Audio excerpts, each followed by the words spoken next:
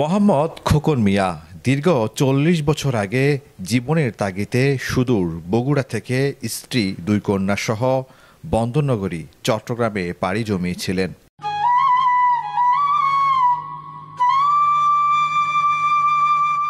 চট্টগ্রামে এসে প্রথমে কর্মজীবন শুরু হয় জাহাজ কাটার কাজ দিয়ে। সেখানে ২-৩ বছর কাজ করেন। তারপর টেক্সটাইল মিলে কাজ করেন ৫ থেকে ৬ বছর। কিছুদিন পর শুরু করেন লেবারের ঠিকাদারি কাজ করতে গিয়ে প্রায় ৩০ লক্ষ টাকার লোকসানে পড়েন। পরে এই ৩০ লক্ষ টাকার লোকসান মেটাতে ভিটে বাড়ি সয় সম্বল সব বিক্রি করে মানুষের ঋণগুলো দেন। সব হারিয়ে নিঃস্ব হয়ে বর্তমানে রিকশা চালিয়ে জীবনযাপন করছেন। বর্তমানে স্ত্রীকে নিয়ে বসবাস করছেন নগরীর আকবর শাহ ফিরোজ শাহ কলোনিতে।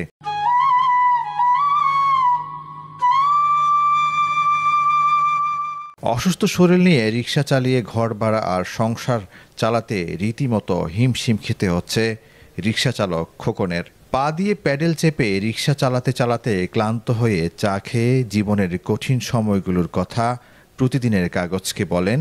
মোহাম্মদ খোকন, ৪০ বছর হয়। এখানে বুড়ো বুড়ি ২জন থাকি। দুটো মেয়ে তা বিয়ে দিয়েছি, আমি বুড়ো বুড়ি 2জন খাই। ওই জাহাজ ঘাটা কাজ দিয়ে কর্ম শুরু হয়েছিল। তারপরে জাহাজ ঘাটা ২-৩ বছর করার পরে আবার মেলে ভর্তি ঢুকলাম, মেলে টেক্সটাইল মেলে, ইগল টেক্সটাইল মেলে। ওটি ৪-৫ বছর করার পরে ওটা বন্ধ হয়ে যাওয়ার পরে আবার জাহাজ ঘাটা গেছি। জাহান তো ওটি আবার কিছুদিন কাজ করার পরে আবার কিছুদিন আবার কানেক্টারি করলাম, লেবার আইনে দেই গিয়ে কন্টিনিউ টাকা পয়সা দিয়ে নিয়ে আসি। ৪,০০০-৫,০০০ টাকা দিয়ে নিয়ে আসি বাড়িতে খরচার জন্য।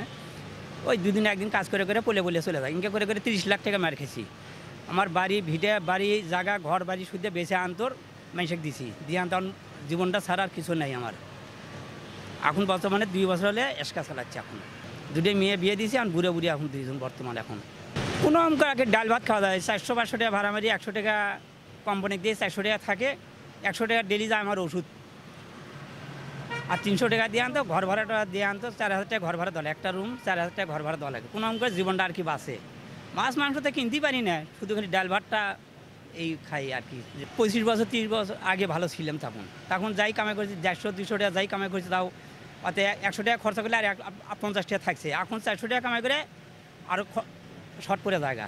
2জন মানুষ যে খাই তাও শর্ট করে জায়গা। মানে 100 টাকা ওষুধ খাওয়া লাগে, 120 টাকা যায় ঘর ভাড়া। মনে করেন যে থাকে কয় টাকা, এটা দিয়ে তো চাল ডাল কেনা হয় না। মাছ মাংস তো খালি দূরস্থান, চাল ডাল কেনাই তো কষ্ট হওয়া জায়গা। সরকারের চাওয়া এখন তো চাকরি বাকরি তো আর হবে না, বুড়া বয়সে তার কাজবাড়ি হওয়ার লাগে। কিছু ঘর বাড়ি যদি একটু করে দিত, নিজের ঘরটা হাতে থাকে কিছু কামাই করে, তাও দিনটা চলতো আর কি।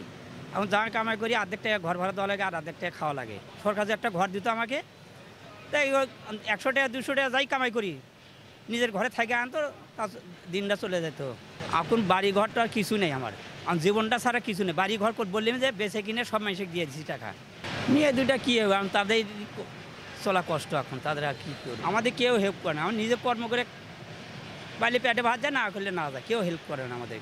প্রতি মাসে আমার ডেলি 7 দিনের 700 টাকা যায়, 6 দিনের 700 টাকা যায়। তাহলে মাসে কত টাকা হচ্ছে? 4-7 28 টাকা, 1800, 3,000 টাকা যায় আর কি। মাসে 3,000 টাকা ওষুধ যায়। পরিবার চালানো, বুড়া বুড়ি খাইলে তো খরচা হবে, কিন্তু আমরা তো সেভাবে খাইতে পারি না। আর কি করলাম যে কোনো অঙ্ক দিনটা যায় আর কি, চলতে পারি আর কি। ওই 200 টাকা দিয়ে আনতো 2জন মানুষের চলা যায়। 100 টাকা ঘর ভাড়া যায়, 100 টাকা ওষুধ খরচা যায়, থাকে কত 200। 200 টাকা দিয়ে আনতো 2জন মানুষের কোনো অঙ্ক আর কি চাল ডাল কিনে আনতো দিন যাতে ভালোভাবে খেতে পারি না। মাছ মাংস খেতে পারি না। বছরে বোধহয় ওই কুরবানি মাংস ছাড়া মাংস কিনে খেতে পারি না। মুরগি মাংস তো পাই না কিনবে। ওই কোনো অঙ্ক হতে মাসে 1-8 দিন হতে মাছ কিনে আনতো খাই, 1 দিন 2 দিন এই পন্থী। এছাড়া চাই তো, কিন্তু পারি না তো। কে দিবে, কে উদ্ধার করবে আমাকে, কে বাঁচাবে? আমি তো থাকি এখানে, এখন তো বাড়িতে তো যাই না।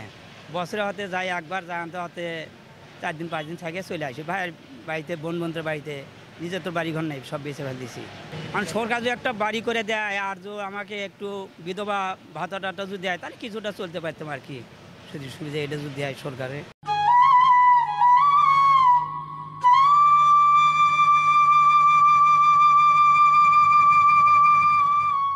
রিকশা চালক ও ভূমিহীন খোকনের বর্তমান সরকার ও সমাজের বিত্তশালী মানুষের কাছে তার একটি চাওয়া, তার পাশে যেন সবাই দাঁড়ায়। চট্টগ্রাম শহরে এরকম হাজারো খেটে খাওয়া মানুষ আছে যারা জীবন যুদ্ধে এক অনবদ্য সংগ্রাম চালিয়ে যাচ্ছে সুখের আশায়।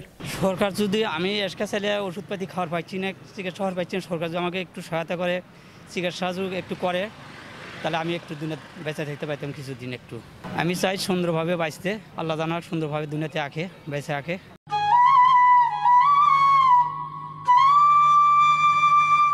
আসিফুজ্জামান, প্রতিদিনের কাগজ, চট্টগ্রাম।